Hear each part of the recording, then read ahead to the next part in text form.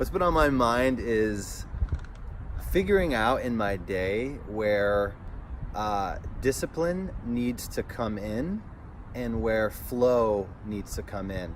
And I'll give you an example. I find myself at the end of the day, I look back and it's like, Chad, and this could be an explore thing where, I just want to play all day. I just want to have fun. I just want to just do no work and just play. And then there's a piece of me that wants to grow, and I'm like, wait a minute, I can be more productive in these hours. And wait a minute, I could have, written that email. Wait a minute, I could have actually met with that person, but I was too busy on my mountain bike, or I was too busy having fun. And so I'm trying to figure out actually what is the way that I can be effective with myself, because I almost want to give myself pain when I'm not doing the right things, but then the other part of me just wants to have fun. So have you thought about this in your day? Yeah. I just think it's so funny how different people of different brain types have such different dispositions toward these things. Yeah. It's like your problem is having too much fun, and my problem is not allowing myself to. And we were discussing this in a different episode. So it's first and foremost, I just think that's fascinating. I think that's why brain type work is so fascinating, because we've taken these patterns across society and said, here are the patterns that we see across these different spectrums, and each of these 4 quadrants, these 4 brain types, and then we go even deeper into this, into our Evo assessment, has these certain characteristics. And so, yes, I think one thing that often explorers and oracles probably go through in general is this battle. Yes. This inner battle between how to spend time. And I don't think there's a perfect answer, because I think we're all here to build the life of our own choosing. True. But I think about people like our mentor, Dan Martell. Dan Martell has, I believe, I might be either over or underdoing this, has exited 3 companies. I think failed a couple of them.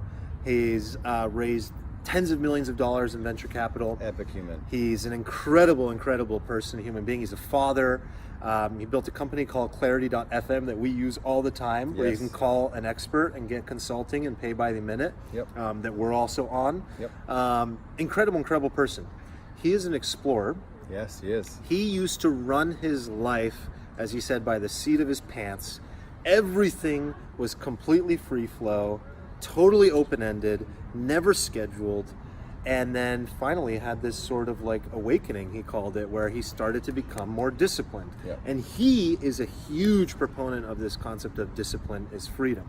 And yet he says, dudes, my wiring is to be completely free flow all the time. I don't want to plan anything. I don't want to have these appointments. But his life is literally 15-minute increments at a time. I don't know. I mean, when I see him, I see a person with balance. I see a person with freedom, who has time for his family. I'm blown away at how much he executes in his business, and I find it incredibly inspiring. I do too. No, that's a great point. So it is when I think of Dan, he chooses his life.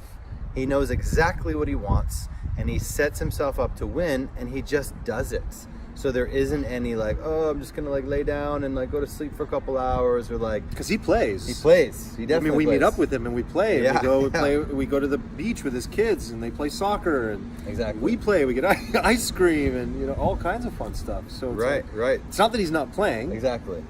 He's just methodical and diligent about earning it and doing it and working it into his day, so that it all gets done. And I think what he also does as a byproduct of that is he avoids the guilt. Right, the negative feeling, the pain. Did I play enough? I should have done this. I can't believe I did that. The beating yourself up, the victim mentality, that paralyzes you. Right. Because that doesn't do good for anybody. Why would you want to beat yourself up? Right, and he's not perfect. None of us are perfect. We don't all show up perfectly, but having a system where all you have to do is show up is pretty freeing in and of itself. I remember another person who's a big proponent of this concept, maybe one of the biggest, Jocko Willink. I don't know how to say his last name. I never get it right. But the military guy, right? Yes. And he wakes up at 4 a.m., 5 a.m., goes running for 20 miles.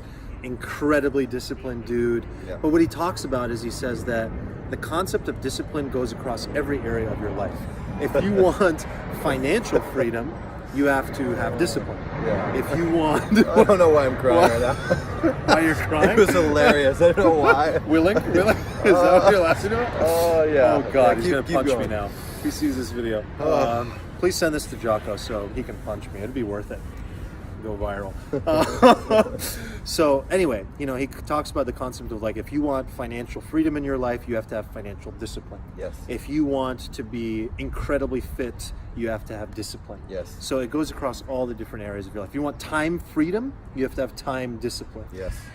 But it's an oxymoron, and it's counterintuitive for a lot of us. And you think you are struggling with it? I feel I'm struggling with it a lot too. And I'm an architect who's, from your perspective, super structured with my day. And yet I think we all go through this. So don't feel like you're the only person in the world. So it is designing your life and committing to designing your life. And it's in that commitment, you're deciding that you're going to actually do what you've decided to create, and you're going to follow that. And if life comes up and it throws you off a little bit, just like that plane example, you get yourself back on course. You don't beat yourself up because that robs you of energy, but you give yourself love. It sounds like just like a kid.